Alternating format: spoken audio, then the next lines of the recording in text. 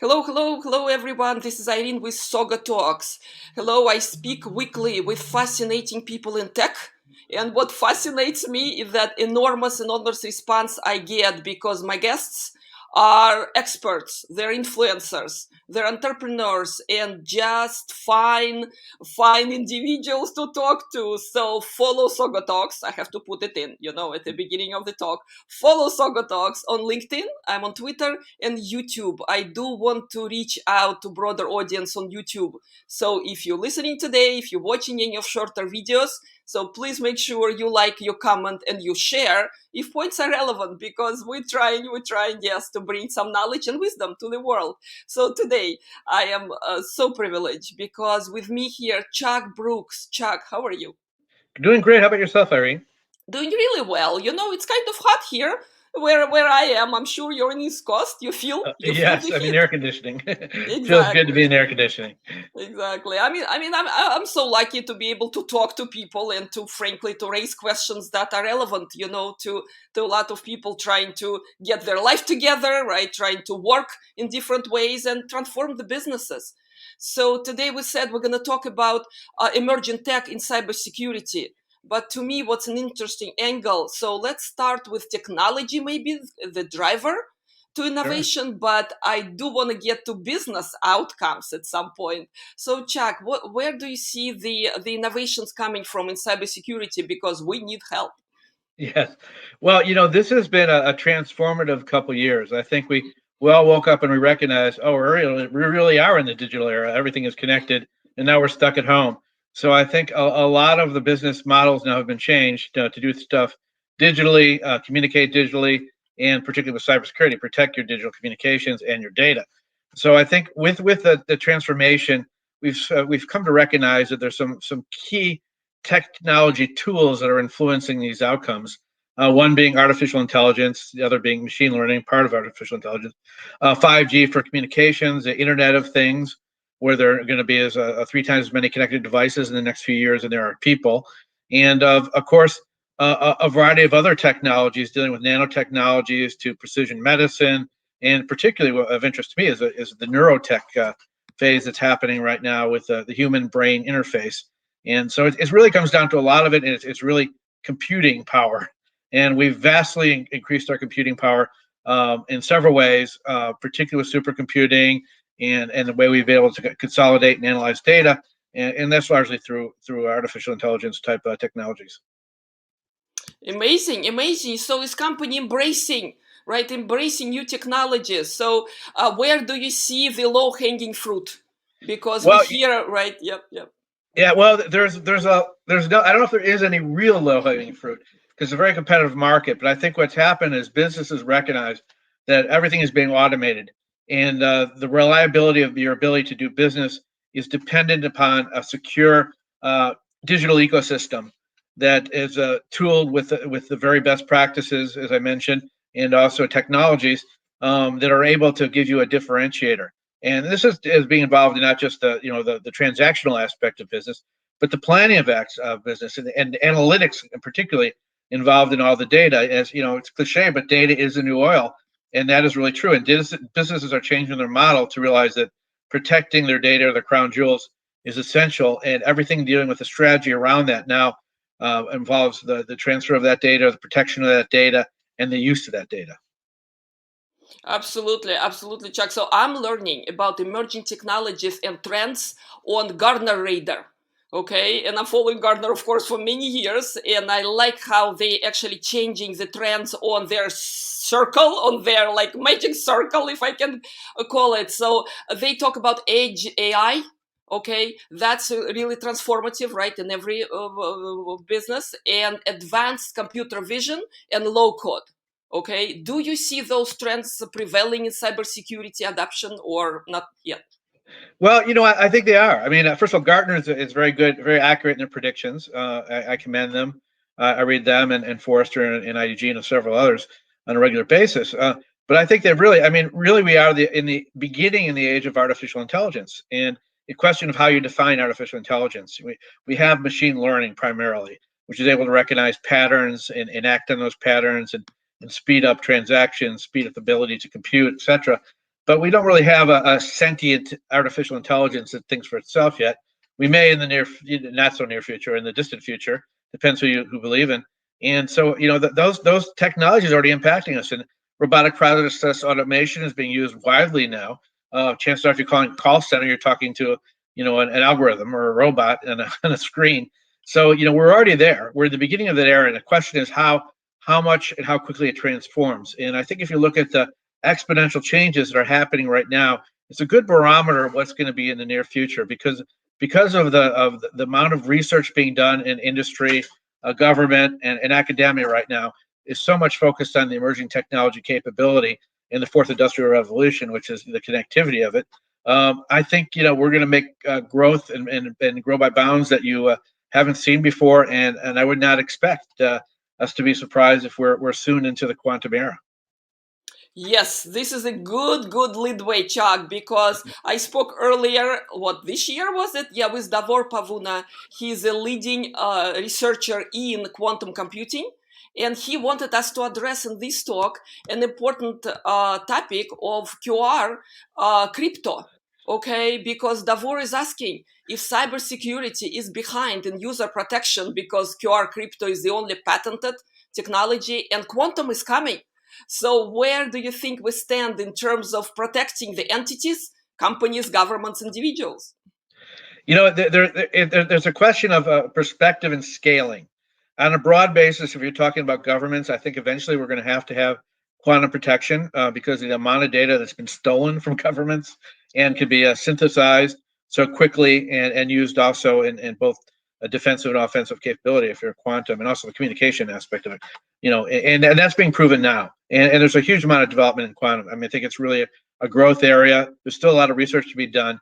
But I think in terms of cryptography, there are a lot of interesting types of cryptography out there. I mean, if you're a small business, you can get a cryptography program that can help better protect you. It depends who's trying to get your goods. But there's polymorphic encryption, which now is an algorithm that is becoming sort of, I guess, maybe not quantum proof, it may be quantum proof, but quantum resistant. So there are other elements, and then there's type A encryption. The AES formulas too that are being used through mostly through government. So encryption is really a very valuable tool, but unfortunately, it's not as widely used as you think. The recent solar wind stuff, almost all that stuff stolen was not encrypted, and very few really mid-sized, even large businesses do widespread encryption. So it's good to have the tools and good to have the capabilities, but if you don't employ them and use them, then they're not practical in defending yourself against the cyber threats. Oh, absolutely. Another great point that Davor is bringing on the comment that he left on LinkedIn for us. So we're happy, of course, to address, this discussion further.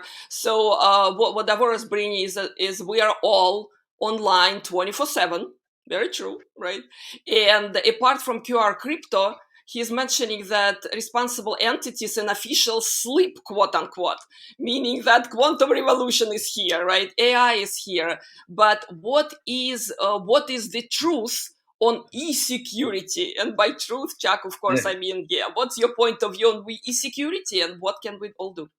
Yeah, well, I think there's really two questions there. I think he's right. The quantum revolution and emerging technology revolution is here. The question is how to integrate those technologies with these legacy systems and transition out of them, which is a different issue. It's really a business issue and a technical issue. The idea that we could protect ourselves better is certainly true in e-commerce.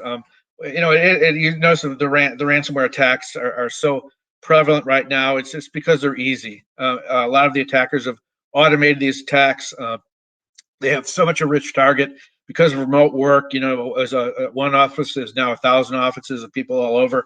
But you have so many vulnerabilities and issues that makes e-commerce and for anything dealing with basically being online a security risk. But you can do some basic things. One is multi-factor authentication. Don't make it easier for the hackers. Make sure you have that built in. Cyber hygiene. Are you phishing is still the number one threat. Are you clicking on emails and attachments you don't recognize? That's the easiest way in. It happens all the time. Are you upgrading your patching? Do you have your router secured? Your VPNs, if you're using VPNs? Do you have your configurations right? Have you checked Have you done vulnerability scans of your business and what you have in your inventories and seeing if your code is already infected or ripe for exploitation? So there's a lot of things you can do that don't cost a lot of money, and you could use outside managed service providers if you don't have the capabilities in-house, which most of us don't have, that are quite capable. So it's really, for the consumer, I'd recommend it's consumers market, explore, learn what, first determine what you want to protect and how. If you're a person at home on a computer, separating maybe your financial items from your personal items, your business items is the first step. But if you're really running a business, you have to look at the new environment out there. And the fact is that you're likely going to get hacked no matter how big or small you are. Just because if anything is a potential to get money through cryptocurrencies or whatever, extort it, the hackers are going to do it. It's a criminal enterprise, and it's $1 trillion criminal enterprise out there, or Yep, multi-trillion. yep. So in terms of the advice to the leaders out there, so what can they do now to make sure that their company is not making next headline in the next ransom Yeah. attack? Yeah. Well, the first thing I'd recommend for anyone at any company is look at the frameworks out there already. Mhm. NIST publishes great frameworks by industry verticals that you can follow, which will give you a strategy and a plan of what you need to do as a business. Much of what I just mentioned, a lot of the cyber hygiene actions and activities need to be done. But you also have to formulate incident response, assuming you're going to get hacked. How do you operate? Do you have a backup system? Do you have the right people in place to handle the reputation management? Do you have other systems you can bring in and other tools to supplement your capabilities of responding? Can you separate your data, et cetera? So there's a lot of things businesses can do and should do, and I think the problem is that just haven't really put the right amount of focus and attention and priority to it. It's always been security. We'll push it off to the side. It's someone else's problem. It's the IT shops, but it's not.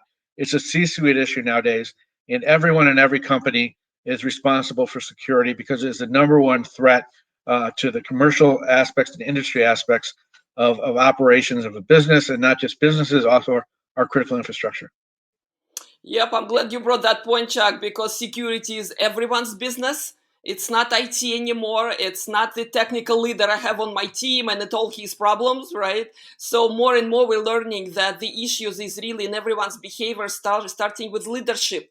So where do you see the gaps are still? Because it's quite a mindset, right? From being from delegating all the tasks to the IT guys to really taking leadership standing and investing in those patches and investing in those downtime and whatever it needs to be done, right? It's kind of new focus. Mm-hmm. Yeah, it is a new focus. I'm a little bit encouraged because I'm seeing where the Wall Street's putting its money and the Mm-hmm. Mm-hmm. IPOs recently, and it's in cybersecurity companies and technologies tools, and that's good because they recognize it. Hopefully, the businesses will follow it.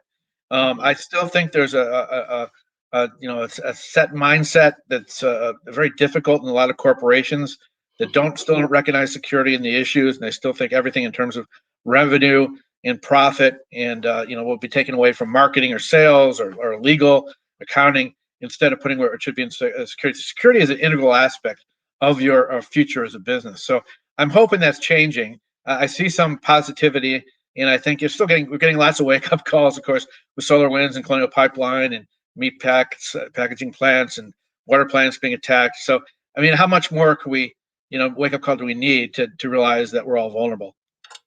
Exactly. How much more? Yeah. And yet, of course, changing mindset, it's the hardest. It's the hardest transformation. So with that said, do you think boards of directors will have to be somewhat knowledgeable now? I mean, there's no way of delegating, right, this anymore. Mm-hmm. Yeah, I would say it's even. I think if you don't have a cybersecurity expertise on your board in any company in any industry right now, you're making a huge mistake. Because like I said, you could be out of business tomorrow. As a matter of fact, like 43% of small businesses that are hacked are out of business because they're hacked because they can't recover their data, they can't operate, they lose the revenues, it gives cost, insurance, legal costs. So you really, be able to be prudent and be upfront on this and recognize that this is a board level issue. It's a C-suite level issue, and you cannot afford not to have that expertise around you. Yes, I will add to that list reputation, right? Company reputation. It's hard to repair it back, right? Once you kind of experience this sort of, yeah. Absolutely. I mean, reputation is everything in a digital market. People are going to go where they really rely on. They want their personal information protected. They want to know someone that's going to deliver when they can deliver. And so, yeah, that's really true. And how much is reputation worth? It's worth almost everything, I think. Totally, totally. So in this talk, Chuck, I did want to talk about business outcomes because we mentioned that cybersecurity is not a cost center anymore. This is, in some cases, it could be a driver even. It could be innovation driver, don't you think? I think it's a differentiator. I think it really is. It is not a cost center anymore. It is, everything you do, every product you put out there now has to have a cybersecurity capability, and that could be a differentiator in the market for someone who buys it, knowing they can rely on it, and it could also be showing that you have the right perspectives, engineering talent, and agility to operate in today's environment. So I think leading with cybersecurity is really a good thing for companies to do. They should be applauding their expertise and using various tools and companies that associate with them and making this saying your data and we saw this we see it with GDPR, how valuable we are as individuals and how compromised we can be. GDPR has taken that up as an issue, and it's regulating compliance and finding companies, etc. But that's the world we live in right now. We are our digital identity, and there's nothing we shouldn't do to protect that digital identity. Absolutely. And another point you mentioned briefly, remote work now is just work. So companies not going back 100%, right? So they got to revisit their strategies around how do you ensure that sites and employees and assets, company assets protected. Yeah, I think it was so abrupt when COVID-19 hit. A lot of companies were just usurped and didn't prepare for it. They didn't have any policies in place. I think they're catching up, but remote work is here to stay. In many ways, it's being found now by a lot of polls to be more efficient, and companies, are appreciating that aspect of it too. But there is new security challenges with it. You really can't control as an administrator or as a CISO inside an office often what someone's doing at home, whether they're mixing their personal and business devices or they're not following a proper hygiene. So I think you have to build in these new remote capabilities and packages, and probably through the network and strengthen the networks of companies, and look at and maybe having more training for employees who are operating remotely to protect the company assets. Yep. So that brings another element to it, okay? Because I do like talk about technology and innovation in a human element kind of realm. So where do you see the talent? The talent shortage is falling in this because apparently, right? Company reporting they really understaffed. Yeah, I mean that's a worldwide phenomenon, and it's Mhm. worrisome. I think there's been a lot of attempts to invest in STEM and stuff from academia and other things like that, but it's still not working well enough. And I think it starts, I think, with schools, with that, not just the universities and high schools, but even the elementary schools. This is a world that people are growing up where they're going to have probably embedded chips in them before, 25 years from now, how they operate and do everything. So I think you have to look at educating this workforce that everything is changing. How we do business for the next 10 years will change drastically, and the capabilities and understanding of our technology environment and all the automation from transportation to smart cities that we're going to be living in 15 years from now is really up to that generation.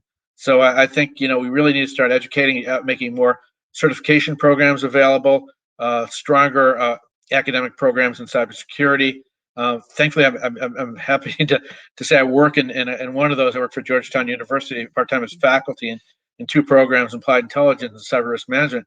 And I'm finding that there's a really strong interest in students in inquisitive nature too, particularly with emerging technologies. And I designed a course recently called Disruptive Technologies in Organizational Management, and it's been filled since I've designed it. And I think people are realizing that they have to change the paradigm of how they interact with technologies as an individual, as a human. Like I said earlier, that the human computer interface is not science fiction anymore, and it's everything we do with our devices and how we do with telehealth, with medicines. Everything is related to the technology, emerging technology, and the changes that are happening around us. Wonderful. I'm glad you're seeing that interest is growing, right? Because we do need younger people, mid-career people, close to retirement people to take on more responsibilities in terms of, yes, technology is not going to install itself. It's not going to adapt itself. It's not going to secure itself. right? It's huge opportunity for those who are looking for what to start a career or career change. Career change. I'm seeing a lot of people with career change, and you don't have to be a coder or a technical expert necessarily to be in these fields too. There's, like I said, there's policy issues, there's compliance issues, there's public relations issues, there's networking issues, there's educational issues, all associated with emerging technologies and cybersecurity too. It is really much broader than people think. I think some of the best people that come into this world of cybersecurity and emerging technologies come from diverse backgrounds and also have potentially liberal arts backgrounds or music, where it's really creative thinking. And in the meshing or the technology fusion of a lot of these technologies like artificial intelligence and IoT, or 5G and artificial intelligence, we're going to really be combining a lot of these capabilities and creating a lot of new capabilities and products in the next few years. Yeah, what an exciting day and age. So I do want to say this positive vibe out there, because opportunities are multiplying. I mean, it's seriously just a matter of really finding what you care about, right? What will make you happy. So I'm a big proponent of boot camps, by the way, right? Have you heard of those? Yeah, yeah. I have, and I think they're great. I mean, you don't necessarily need to be in a year-long program when you can get intensity, particularly if it's focused in one area. I know that there's like robotic boot camps for kids where they actually build robots and stuff, and that kind of stuff's really pretty interesting and exciting. Absolutely. And I know, about boot camps for college graduates, so people without the degrees, people who are interested in technology to get educated, relatively fast within few months, and they're helping with the job placements. So all I'm saying, yeah, there's no more excuses to complain that we don't have enough talent. There are tons of, I think, opportunities to get these new careers going. Great opportunity. And there's a lot of changes now happening in government too. They're cross-training people, particularly in cybersecurity. And there's a lot of academic institutions now working closely with industry in doing things like technology foraging, creating foundries where they're working with industry. So there's a whole lot of avenues. For a young person coming up through high school and college right now, I think the world is their oyster, particularly when it relates to technology. And it could be in any discipline, with from sociology to psychology to computing to physics. So I'm looking forward to this next generation's contributions, hopefully to a better world. Loving it, loving it. And you know what? I don't need to bring the point of automation, because frankly, right, automation helps to free up higher level experts. They don't need to take care of every aspect of enterprise security. They can be free up to really look at designing new frameworks, at really doing much more valuable work. If we get the new talent kind of replacing them on day-to-day operations, don't you think? Yeah, I think there's an argument many try and make against automation, but right, it is really more the low level tasks, the more mundane things that are being automated right now. Exactly right. It's freeing up for people and resources to look at different aspects of technology integration, assimilation, and use. So I think it'll help refine the process, and we're still always going to be a technology people shortage. So automation is certainly going to fill some of that void. Exactly. And more I speak with automation specialists and experts, they're saying automation requires a lot of people. So don't be scared by AI or automation trends, okay? They're creating new jobs, more high paid jobs, by the way. Just embrace it, get the skills, get the help. And again, LinkedIn is a fantastic place to get to know people, right? And to find your way, don't you think? Oh gosh, I just LinkedIn has been amazing in terms of. I'm amazed at the type of content being put out there, and particularly in some of these groups on emerging tech and cybersecurity in particular, and the interchange of ideas and experiences of people. I think it's really been a boon to everything for anyone looking for a career, particularly. And all the alumni groups from different universities connect us too. So it's been really good. So I think. I'm really a big proponent of social media positive, perspectives, particularly with LinkedIn and Twitter and others when they're used, and not for making political statements or creating, social comments, but really sharing information that could be benefit to everybody.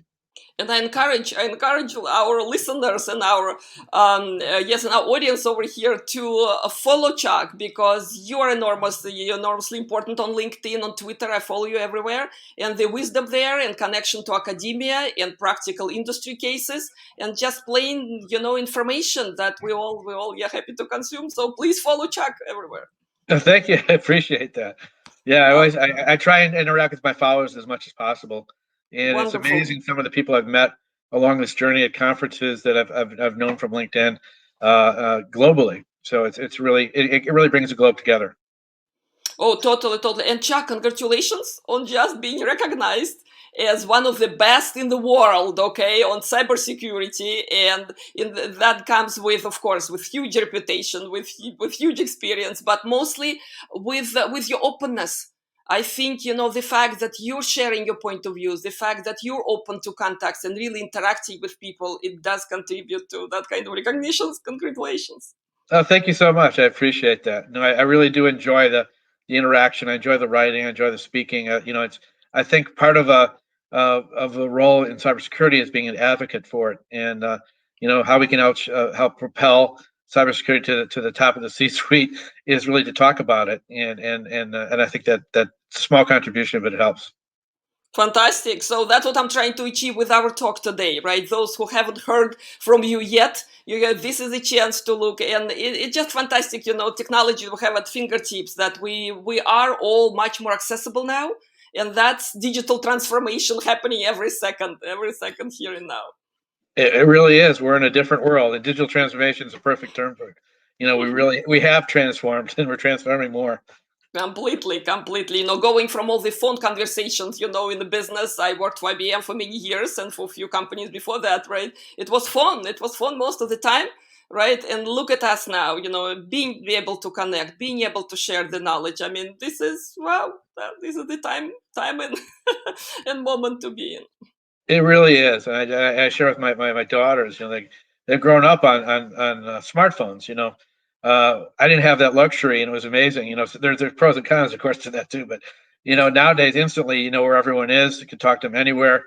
When I went away to college, I had one phone in the place I lived in.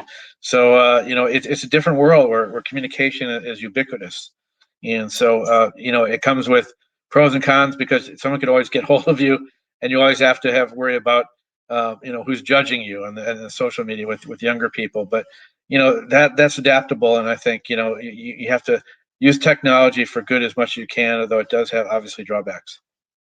Absolutely, and we're here to adapt, right? We humans, we learn, we adapt, and we make the best of what we got, I hope, right? In many cases. Chuck, thank you. Thank you so very much for this talk today. I love to leave our audience with few takeaways. Okay, we did talk about emerging technologies and all the way to human element and all the way to leadership, and just plain interesting times we live in. Okay, few takeaways for the leaders out there who still looking, to improve their cybersecurity strategies. Yeah. Well, the first takeaway I think is sort of combining what we talked about is explore and learn. You Mhm. need to explore. Use LinkedIn. Go to conferences. Enroll in certificate courses if you can, if you have time. Pursue a graduate degree. But keep learning because technology, everyone's learning. I don't think there's anyone out there, no matter how strong they are in their scientific background or their philosophy background or any kind of background they have that knows everything. And so, with the ability now to synthesize information so quickly and have it at our fingertips, I think we have a great opportunity among us. Second thing I'd say is that stay cyber secure. Beware, that with all this opportunity and connectivity comes danger. Hackers and criminals now not just operating in brick and mortar, they're operating in digital because it's much easier, harder to get caught. And don't underestimate their capabilities and realize that everyone is a potential victim. And the third thing is just be cognizant of that this is a new era of the fourth industrial revolution, where opportunity is sort of basically right now the paradigms are shifting and it's unknown what lies ahead. So pick a topic, pick an interest, whether it be quantum or artificial intelligence or cybersecurity or telemedicine or or anything you think about that might be a good virtual reality, augmented reality. There's so many different aspects of technology that you can develop expertise and become a subject matter expert yourself, and then write and publish about it. Learn, write, and publish, and share your knowledge. Wonderful. Thank you. Thank you, Chuck, so much. This is inspiring and energizing. Thank you. Thank you. It's been a real pleasure.